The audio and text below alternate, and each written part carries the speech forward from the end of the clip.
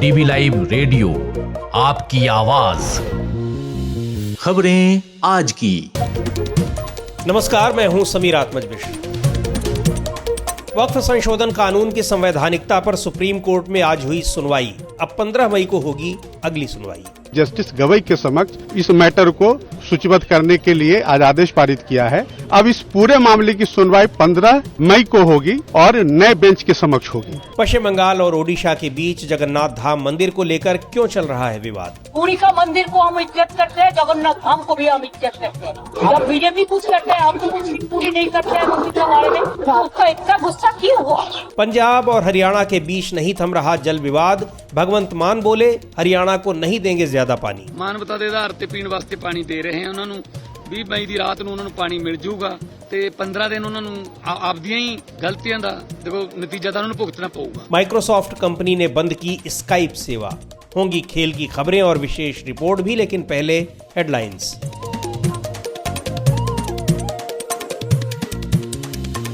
Headlines के साथ मैं हूं अतुल सिन्हा। राहुल की नागरिकता मामले में इलाहाबाद हाईकोर्ट का बड़ा फैसला। रिपोर्ट के अभाव में केस किया बंद। केंद्र सरकार नहीं पेश कर पाई नागरिकता से जुड़ी कोई रिपोर्ट। पहलगाम हमले में पति को खोने वाली हिमांशी नरवाल का महिला आयोग और ओवैसी ने किया बचाव। कहा किसी महिला को अपनी बात रखने का पूरा हक, उसे ट्रोल करना गलत। देहरादून में बादल फटने से सांग नदी में आई बाढ़। मध्य प्रदेश, राजस्थान समेत 26 राज्यों में आंधी बारिश का अलर्ट। 7 और 8 मई के बाद फिर बढ़ेगी गर्मी। रूसी राष्ट्रपति पुतिन ने कहा आतंकवाद के खिलाफ भारत को पूरा समर्थन। इस साल आएंगे भारत। यूक्रेन युद्ध के बाद होगी पहली भारत यात्रा। चीन पर टैरिफ को लेकर ट्रंप का यू टर्न। कहा चीन की अर्थव्यवस्था संकट में, टैरिफ कम करने के दिए संकेत। 20 दिन पहले लगाया था 145% टैरिफ। और जंग के हालात हुए तो पाकिस्तान के सभी दल हो जाएंगे एक। पाक सेना और राजनीतिक दलों की बैठक में बनी सहमति। इमरान की पार्टी ने किया किनारा। डीवी लाइव रेडियो पर आप सुन रहे हैं खबरें आज की। वक्फ संशोधन कानून से जुड़े मामले में आज सुप्रीम कोर्ट में सुनवाई शुरू हुई, लेकिन मुख्य न्यायाधीश संजीव खन्ना की अध्यक्षता वाली 3 जजों की बेंच ने कहा कि अब इस मामले में सुनवाई 15 मई को होगी। चूंकि मौजूदा सीजेआई जस्टिस संजीव खन्ना 13 मई को रिटायर हो रहे हैं, ऐसे में अब नए सीजेआई यानी जस्टिस बीआर गवई की बेंच ही वक्फ संशोधन कानून से जुड़े मामले में सुनवाई करेगी। हाल ही में संसद से पारित हुए वक्फ कानून की संवैधानिकता को सुप्रीम कोर्ट में चुनौती दी गई है। आज की कार्यवाही में क्या कुछ हुआ, बता रही हैं अंशिता। वक्फ कानून की संवैधानिकता को लेकर दायर याचिकाओं पर सोमवार को सुप्रीम कोर्ट में सुनवाई हुई, लेकिन सीजेआई संजीव खन्ना ने कहा कि इस मामले को लेकर अंतरिम आदेश देने से पहले कोर्ट में लंबी सुनवाई की जरूरत है। इसलिए उन्होंने फिलहाल सुनवाई टाल दी और अगली तारीख 15 मई तय कर दी। सीजेआई संजीव खन्ना 13 मई को रिटायर हो रहे हैं। 14 मई को बीआर गवई अगले सीजेआई पद की शपथ लेंगे। मामले की सुनवाई करते हुए सीजेआई संजीव खन्ना ने कहा कि दोनों पक्षों की तरफ से जो फाइल किया गया है वो मैंने देख लिया है। इस पर हम विस्तार से सुनवाई करेंगे। सुनवाई के दौरान कोर्ट में मौजूद रहे वकील वरुण सिन्हा ने बताया, आज 3 जजेज ऑनरेबल 3 जजेज बेंच जिसकी अध्यक्षता माननीय मुख्य न्यायाधीश कर रहे थे, उनकी बेंच में सूचीबद्ध हुआ। लेकिन आज उनका ये कहना था चूंकि उनका रिटायरमेंट है 14 तारीख को, इसलिए उन्होंने जो नए चीफ जस्टिस हैं उनके समक्ष यानी कि जस्टिस गवई के समक्ष इस मैटर को सूचीबद्ध करने के लिए आज आदेश पारित किया है। अब इस पूरे मामले की सुनवाई 15 मई को होगी और नए बेंच के समक्ष होगी। वहीं कांग्रेस नेता और सुप्रीम कोर्ट के वकील सलमान खुर्शीद ने बताया कि अब जब तक इस मामले में सुनवाई नहीं होती तब तक पहले का आश्वासन ही जारी रहेगा। कांग्रेस सांसद मोहम्मद जावेद और एआईएमआईएम के प्रमुख असदुद्दीन ओवैसी समेत कई लोगों ने वक्फ संशोधन कानून के खिलाफ सुप्रीम कोर्ट का दरवाजा खटखटाया है। उनकी दलील है कि ये कानून असंवैधानिक है और संविधान के विभिन्न प्रावधानों का उल्लंघन करता है। ये याचिकाएं कई राजनीतिक दलों के नेताओं के अलावा all India Muslim personal law board और अन्य संगठनों की ओर से दायर की गई हैं। सुप्रीम कोर्ट में सुनवाई से पहले ही सरकार ने इस कानून के 2 मुख्य प्रावधानों को रोक दिया है। केंद्र सरकार ने 17 अप्रैल को ही सर्वोच्च न्यायालय को आश्वासन दिया था कि वो वक्फ संपत्तियों को डिनोटिफाई नहीं करेगा, जिसमें वक्फ बाय यूजर भी शामिल है। साथ ही वक्फ बोर्डों में किसी तरह की नियुक्ति फिलहाल नहीं की जाएगी। कांग्रेस नेता अधीर रंजन चौधरी कहते हैं कि सरकार को इस कानून को खुद ही वापस ले लेना चाहिए। पहले ही जब इस मामला न्यायालय में आई थी उसी समय उनकी जो टिप्पणी न्यायाधीशों की उसके मद्देनजर सरकार ने पीछे हट गई थी। मुझे फिर इस सरकार से ये मांग रहेगी कि ये कानून वापस लिया जाए, ये देश के लिए भलाई होगी मुझे लगता है।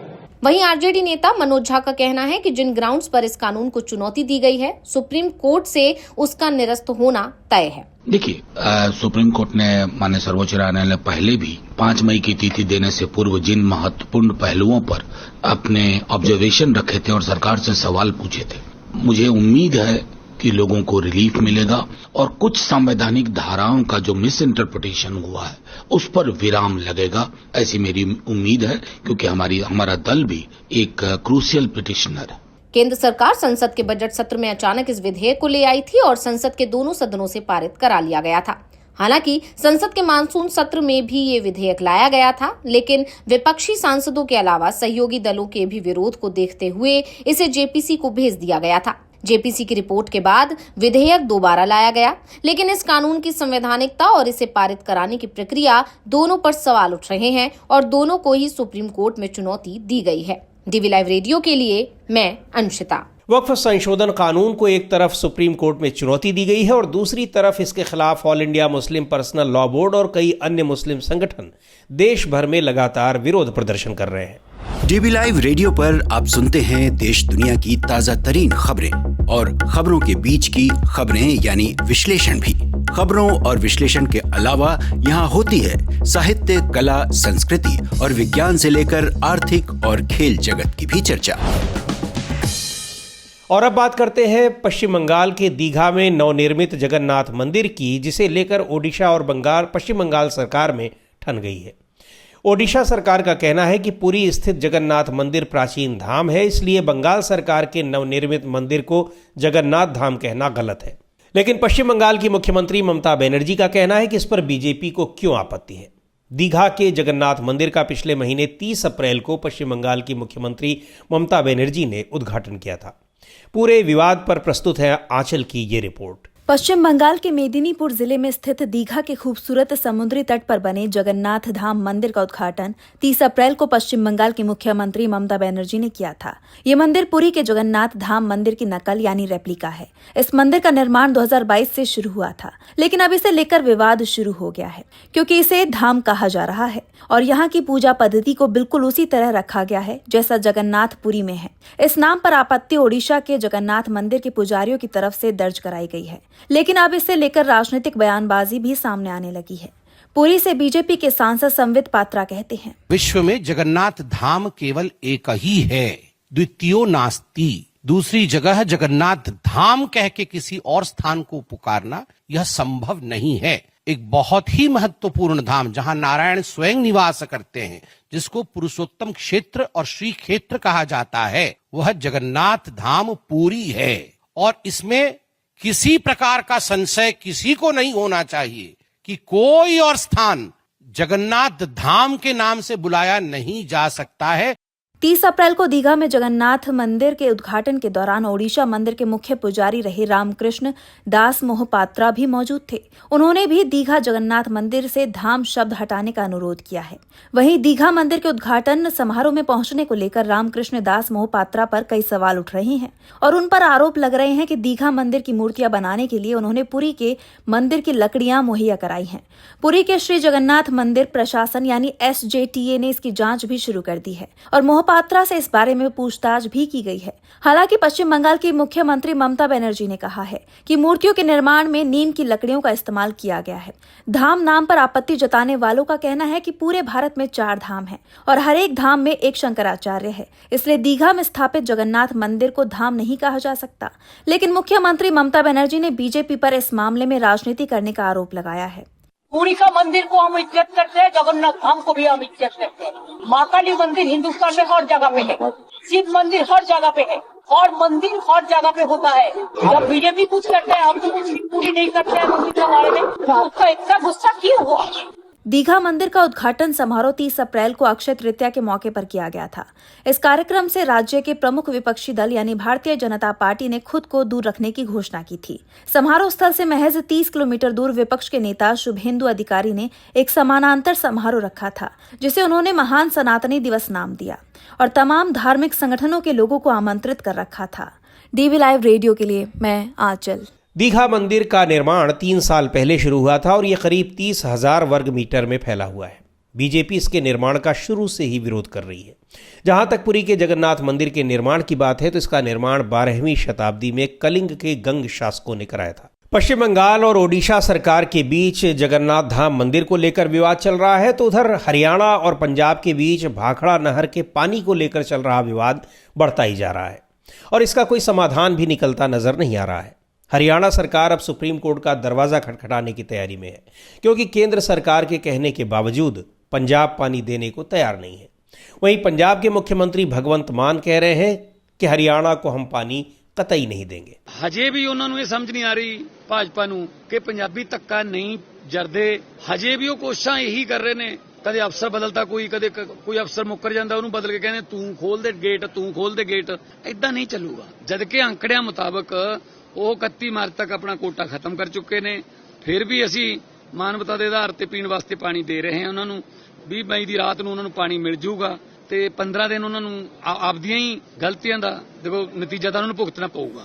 भगवंत मान कह रहे थे कि पानी का कोई विवाद नहीं है, कानूनी तौर पर यह पंजाब के पक्ष में है। हमने जितना पानी उनको 1 साल के लिए दिया था वो वही पानी 10 महीने में ही खर्च कर डाले और अब 2 महीने का अतिरिक्त पानी मांग रहे हैं। पंजाब का पानी हम खुद भी इस्तेमाल कर रहे हैं, हमारे पास फालतू पानी नहीं है। पानी का मामला दोनों राज्यों के बीच इतना तूल पकड़ चुका है कि सोमवार को पंजाब विधानसभा का 1 दिन का विशेष सत्र इसीलिए बुलाया गया। इसमें हरियाणा को अतिरिक्त पानी देने की सिफारिश के खिलाफ प्रस्ताव लाया जा रहा है।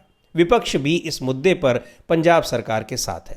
वहीं हरियाणा में पंजाब के इस अड़ियल रुख के चलते विरोध प्रदर्शन हो रहा है और हरियाणा सरकार इस मुद्दे को सुप्रीम कोर्ट में भी ले जाने की तैयारी में है। आप सुन रहे हैं डीवी लाइव रेडियो, आपकी आवाज। डीवी लाइव रेडियो पर आप सुन रहे हैं खबरें आज की। रुख करते हैं कुछ अंतर्राष्ट्रीय खबरों का। तकनीकी कंपनी माइक्रोसॉफ्ट ने फैसला किया है कि वो अपनी इंटरनेट आधारित फोन और वीडियो सेवा स्काइप को 5 मई से यानी आज से पूरी तरह बंद कर देगी। कंपनी ने सोशल मीडिया प्लेटफॉर्म एक्स पर इसकी पुष्टि करते हुए उपयोगकर्ताओं को बताया कि लॉगिन जानकारी का उपयोग आने वाले दिनों में माइक्रोसॉफ्ट टीम्स के मुफ्त संस्करण पर किया जा सकता है। स्काइप साल 2003 में लॉन्च हुआ था और दुनिया भर में मुफ्त कॉल करने के एक तरीके के रूप में तेजी से लोकप्रिय हुआ, लेकिन हाल के वर्षों में इसकी लोकप्रियता काफ़ी कम हुई। कोविड महामारी के दौरान इसे जूम, गूगल मीट जैसी दूसरी प्रतिस्पर्धी सेवाओं से कड़ी टक्कर मिली। साथ ही इसे एप्पल के फेस टाइम और मेटा के व्हाट्सएप जैसे ऐप्स से भी कड़ी प्रतिस्पर्धा का सामना करना पड़ा। इसके अलावा माइक्रोसॉफ्ट खुद टीम्स ऐप में भारी निवेश कर रहा है, जो इस तरह की कई सेवाएं प्रदान करता है। ऐसे में स्काइप का इस्तेमाल प्रासंगिक और लाभदायक नहीं रह गया था। आप सुन रहे हैं डीवी लाइव रेडियो, आपकी आवाज। और अब वक्त हो चला है खेल की खबरों का। खेल की खबरों के साथ हैं यश त्रिवेदी।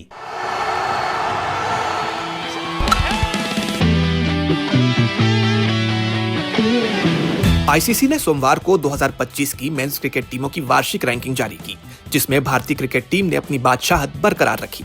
T20 और वनडे फॉर्मेट में भारत शीर्ष पर है, लेकिन टेस्ट क्रिकेट में टीम एक पायदान नीचे खिसक कर 4थे स्थान पर पहुंच गई। टेस्ट क्रिकेट में हाल ही में भारत का प्रदर्शन खराब रहा था, जिसका उसे नुकसान हुआ, लेकिन वनडे रैंकिंग में भारत ने अपनी स्थिति और मजबूत कर ली है।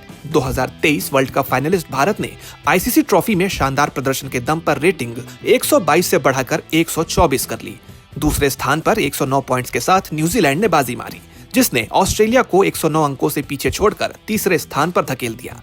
श्रीलंका ने घरेलू मैदानों पर शानदार प्रदर्शन करते हुए 5 रेटिंग अंक हासिल किए और चौथा स्थान पक्का किया। वहीं पाकिस्तान 5वें और साउथ अफ्रीका 6ठे स्थान पर है। अफगानिस्तान ने 4 अंकों की उछाल के साथ 7वां स्थान हासिल किया, जबकि इंग्लैंड 4 अंक गवाकर 8वें स्थान पर खिसक गया। वेस्ट इंडीज ने बांग्लादेश को पीछे छोड़कर 9वां स्थान झटका, जबकि बांग्लादेश 10वें स्थान पर है। T20 फॉर्मेट में भारत मौजूदा वर्ल्ड चैंपियन है और 271 अंकों के साथ शीर्ष पर काबिज है। ऑस्ट्रेलिया 262 रेटिंग के साथ दूसरे नंबर पर है। जून 2024 में वेस्ट इंडीज और अमेरिका में हुए T20 वर्ल्ड कप में भारत ने साउथ अफ्रीका को फाइनल में हराकर दूसरी बार खिताब जीता था। इस जीत ने भारत की T20 रैंकिंग को और मजबूती दी। इस रैंकिंग में 100 टीमें शामिल हैं, जिन्होंने पिछले 3 साल में कम से कम 8 T20 इंटरनेशनल मैचेस खेले हैं। टेस्ट रैंकिंग में ऑस्ट्रेलिया ने पहला स्थान बरकरार रखा। इंग्लैंड ने 2 पायदान की छलांग लगाकर दूसरा स्थान हासिल किया। हालांकि भारत 1 स्थान नीचे खिसक कर चौथे स्थान पर आ गया। इस रैंकिंग में मई 2024 से अब तक के सभी मैचों को 100% और पिछले 2 साल के मैचों को 50% अंक दिए गए हैं। भारत का T20 और वनडे में दबदबा उनकी निरंतरता और बड़े टूर्नामेंट्स में शानदार प्रदर्शन का नतीजा है। खासकर T20 वर्ल्ड कप 2024 की जीत ने भारत को फैंस का चहेता बना दिया। दूसरी ओर टेस्ट में भारत को अपनी रणनीति पर और मेहनत करने की जरूरत है। श्रीलंका और अफगानिस्तान जैसे उभरते सितारों ने भी रैंकिंग में अपनी ताकत दिखाई, जो क्रिकेट के बदलते रंग को दर्शाता है। ये रैंकिंग क्रिकेट प्रेमियों के लिए उत्साह और चर्चा का विषय है। भारत के लिए अगला लक्ष्य टेस्ट रैंकिंग में वापसी और आगामी चैंपियंस ट्रॉफी 2025 में अपनी बादशाहत कायम रखना होगा। क्या भारत फिर से तहलका मचाएगा? फैंस को इसके जवाब का बेसब्री से इंतजार है। यश त्रिवेदी, डीबी लाइव रेडियो।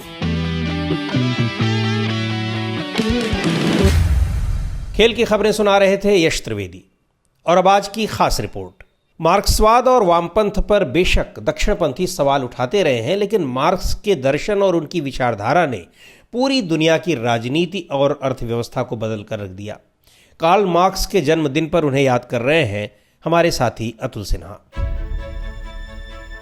करीब 150 साल बीत गए जब कार्ल मार्क्स ने द कम्युनिस्ट मैनिफेस्टो और 4 खंडों में दास कैपिटल जैसी रचना लिखकर एक ऐसा दर्शन दिया, एक ऐसी विचारधारा दी जिसने पूरी दुनिया में हलचल मचा दी। आज भी मार्क्स के उन्हीं सिद्धांतों को केंद्र में रखकर दुनिया के मजदूरों को एक करने का सपना देखा जाता है। एक बेहतर वर्गविहीन समाज की परिकल्पना की जाती है और वामपंथ की पूरी अवधारणा ही वहीं से विकसित हुई है। कार्ल हेनरिक मार्क्स मूल रूप से जर्मनी के थे। 5 मई 1818 को वहां के राइन प्रांत में एक यहूदी परिवार में जन्मे थे। जब मार्क्स 6 साल के थे तो उनके परिवार ने ईसाई धर्म अपना लिया। 17 साल के थे तो कानून की पढ़ाई करने बॉन विश्वविद्यालय चले गए। इसके बाद बर्लिन और जेना यूनिवर्सिटी में उन्होंने साहित्य, इतिहास और दर्शन की पढ़ाई की। इसी दौर में हीगेल की विचारधारा ने उन्हें खासा प्रभावित किया। हीगेल ने निरपेक्ष आदर्शवाद की बात की थी, जिसे ऑब्जेक्टिव आइडियलिज्म भी कहा जाता था। हीगेल के दर्शन के आधार पर मार्क्स ने दुनिया को समझने की कोशिश की और 1841 में उन्होंने डॉक्टरेट की उपाधि पाई। खूब लिखते और अपने राजनीतिक विचारों को तर्कसंगत लेख की तरह पेश करते। 1943 में एक जर्मन थिएटर समीक्षक और राजनीतिक कार्यकर्ता जेनी वॉन वेस्टफेलन से उन्होंने शादी की। अपने राजनीतिक लेखन की वजह से जर्मनी से निकाले गए और लंदन में रहने लगे। वहां जर्मन दार्शनिक फ्रेडरिक एंगल्स से उनकी दोस्ती मजबूत हुई और दोनों ने मिलकर साथ साथ शोध किया और समाज, अर्थशास्त्र के अलावा राजनीति के अंतर संबंधों पर भी खूब लिखा। मार्क्स के इन आलोचनात्मक लेखों और उनके दर्शन को ही मार्क्सवाद के तौर पर जाना जाता है, जिसमें वर्ग संघर्ष से लेकर द्वंद्वात्मक भौतिकवाद तक की बात की गई है। द कम्युनिस्ट मैनिफेस्टो उन्होंने 1848 में लिखा। यह एक ऐसा पर्चा था जिसमें एक वर्ग विहीन समाज के लिए कामकाज की रूपरेखा तय की गई और पूंजीपतियों के खिलाफ सर्वहारा के संघर्ष और अंत में सर्वहारा की सत्ता की बात की गई। इसे विस्तृत तौर पर दास कैपिटल के 4 खंडों में पढ़ा जा सकता है, जो उन्होंने 1867 से 1883 के बीच लिखी। मार्क्स को सबसे प्रभावशाली दार्शनिकों में से एक माना जाता है। अर्थशास्त्र की मूल अवधारणा के कई सिद्धांत मार्क्स के श्रम और पूंजी के सिद्धांत के बगैर अधूरे हैं। दुनिया भर में बुद्धिजीवियों, श्रमिकों, कलाकारों, राजनीतिक पार्टियों के साथ साथ समाज विज्ञानियों को मार्क्स के सिद्धांतों ने प्रभावित किया और उन्हें सामाजिक विज्ञान के प्रमुख वास्तुकारों के तौर पर पेश किया गया। जर्मनी में उन्होंने कम्युनिस्ट लीग और मजदूर संगठनों के निर्माण में अहम योगदान दिया। 1864 में लंदन में अंतर्राष्ट्रीय मजदूर संघ की स्थापना में मार्क्स ने बहुत अहम भूमिका निभाई। कई अखबारों के संपादक रहे, खूब लिखा, लेकिन लगातार बीमार होने की वजह से 14 मार्च 1883 को मार्क्स का निधन हो गया। लेकिन उनके विचार अमर हो गए।